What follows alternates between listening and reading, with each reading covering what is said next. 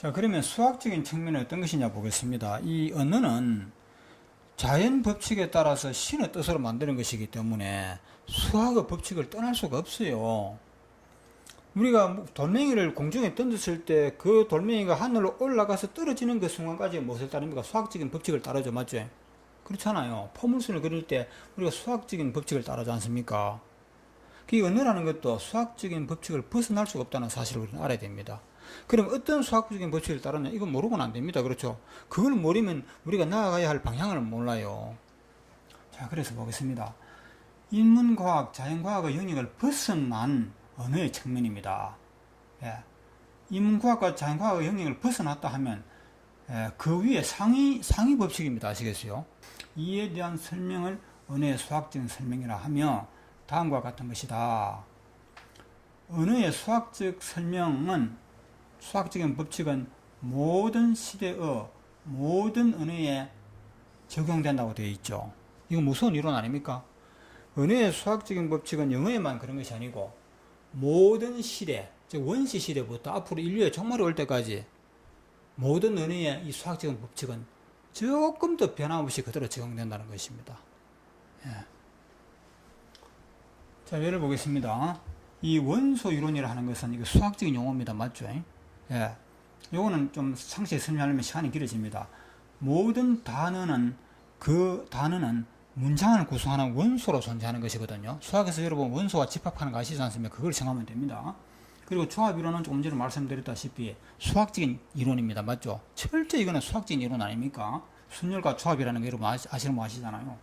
그리고 동사에서 점개념, 선개념이라는 말이 잠수에 나옵니다. 이 점과 선은 수학적인 개념입니다. 맞죠? 수학에서 사용하는 말 아닙니까? 그리고 동작의 시점 일치 같은 것인데 우리는 가끔 불변의 진리라는 말을 씁니다. 그렇죠? 이 불변의 진리라는 말은 굉장히 우리가 많이 쓰고 있습니다만 불변의 진리가 무엇인지 사람들은 대부분이 몰라요. 영어 시간에 우리는 불변의 진리라는 말을 엄청 영어 선생님으로부터 많이 들었습니다. 여러분 시제일치에서 불변의 진리는 시제일치의 외외라 이런 문법을 우리는 배워왔습니다. 그러면서 불변의 진리는 무엇이냐 하면 지구는 돈다, 태양은 빛난다, 뭐 이런 거 있지 않습니까? 8월은 덥다, 뭐 이런 것을 불변의 진리라고 가르치더라고요. 이 같은 불변의 진리들은 영어를 말할 때 어떤 법칙을 지키라고 그러더라고요. 지금 보니까 완전히 사기당했어요. 심한 표현으로. 예? 쏘갔다는 이 말입니다. 헛고생하고 영어 망치고, 예? 불변의 진리가 무엇인지도 제대로 모르고 그런 결과가 되었다 이 말이죠. 불변의 진리라 하는 것은 수학적인 측면을 벗어난 진리는 불변의 진리가 아닙니다. 그래서 이런 말이 나오지 않습니까?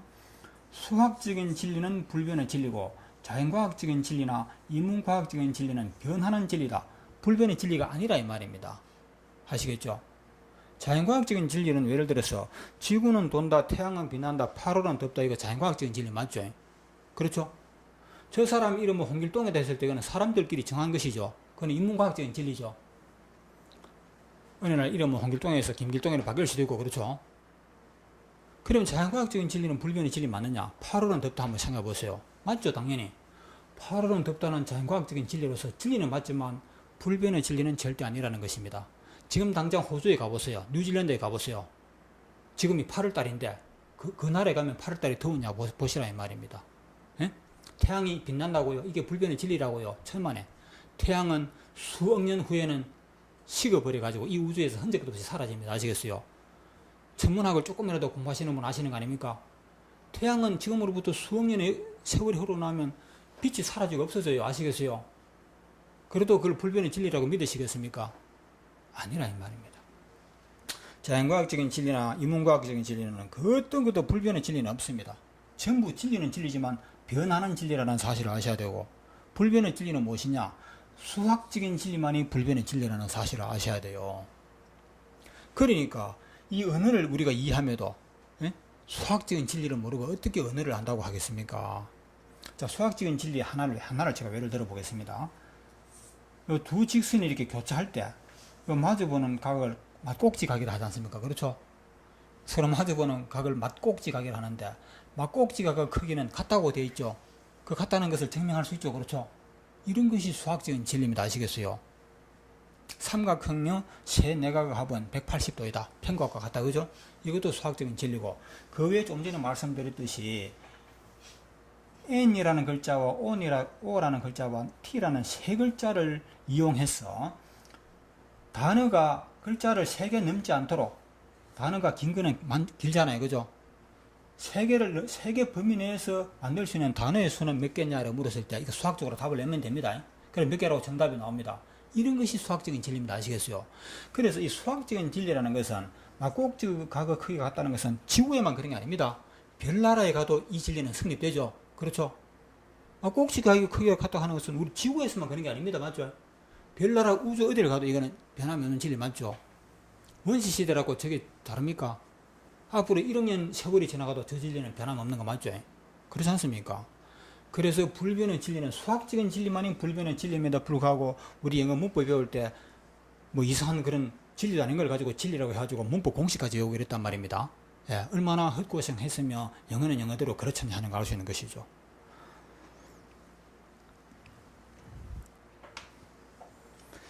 자, 우리가 영어를 또 우리말도 그렇고 언어를 공부할 때 자연과학적인 측면과 인문과학적인 측면, 수학적인 측면 이 세 가지를 다 해야 됩니다. 하나만 또는 둘만 가지고는 안 됩니다.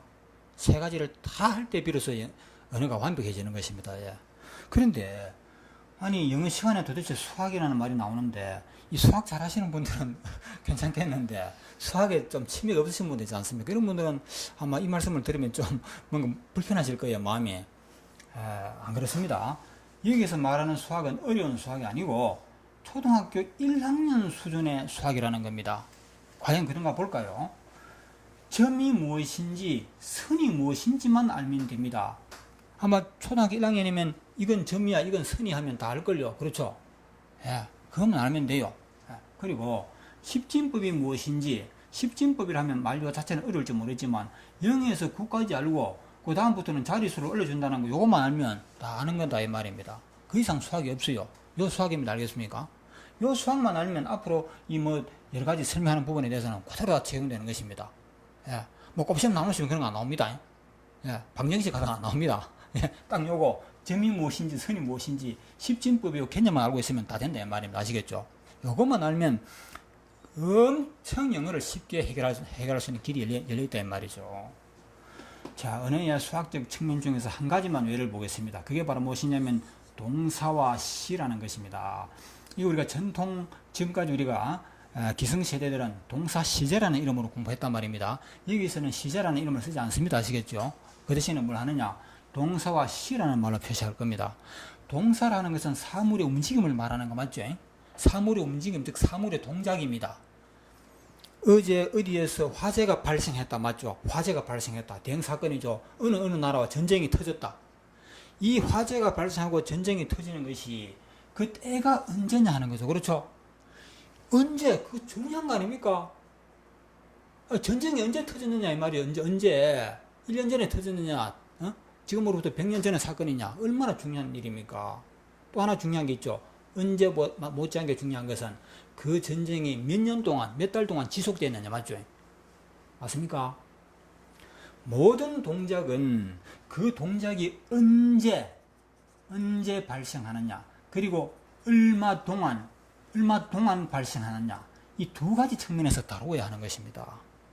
언제라는 것이 바로 무엇이냐면 수학적인 개념으로 점입니다. 시점 아시겠어요? 이게 점이라는 거예요. 예? 얼마 동안 가는 것은 언제부터 언제까지 시간의 길이죠. 그렇죠? 길이를 나타내는 게 선 아닙니까? 맞죠? 이게 우리가 말하는 시간 아닙니까? 시간. 시점과 시간이라 이 말입니다. 이거 당연한 말이죠. 알고 있는 말이지 않습니까? 이 두 가지 측면에서 동사는 따져야 한다 이 말입니다. 이게 바로 동사는 이 시점, 시간이라 하는 것은 점과 선의 개념인데 이거는 수학적인 이론이죠. 맞죠? 그래서 동사를 이해하려면 이 점과 선을 봐야 한다. 즉 수학적으로 풀어줘야 된다 이 말이죠. 이렇게 하면 너무나 간단하게 끝나버립니다. 아시겠죠? 너무 쉽고 간단하게 너무 당연하고 깨끗하게 끝나버려요. 그렇게 하면 되는 것을 제도, 시제할 때 그는 제도지 않습니까? 제도라는 것은 자연과학도 아니고 수학도 아니죠. 그렇죠?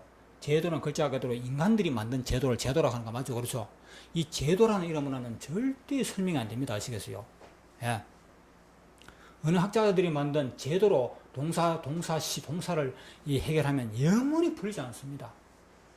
그래서 우리가 지금까지 종전에 6.25 동란 이후에 우리나라에서 가르쳤던 동사시제라는 문법은 인류의 총머리 올 때까지 저 문법은 끝이 없어요. 풀어도 풀리지 않고 끝이 없습니다. 고생만 하고 끝난다 이 말입니다.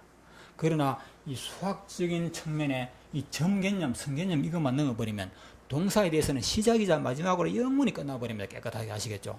그러면 우리가 영어의 수많은 단어 중에 동사가 차지하는 비중이 굉장히 크거든요. 이 동사를 하면 영어는 거의 다 아는 거나 마찬가지라 할 것입니다. 이 동사뿐만 아니고 모든 단어에 대해서 원소이론과 상황이론으로 풀어나가는 거 이것도 일종의 수학적인 방법입니다. 그리고 조합이론도 수학적인 방법이 되겠습니다.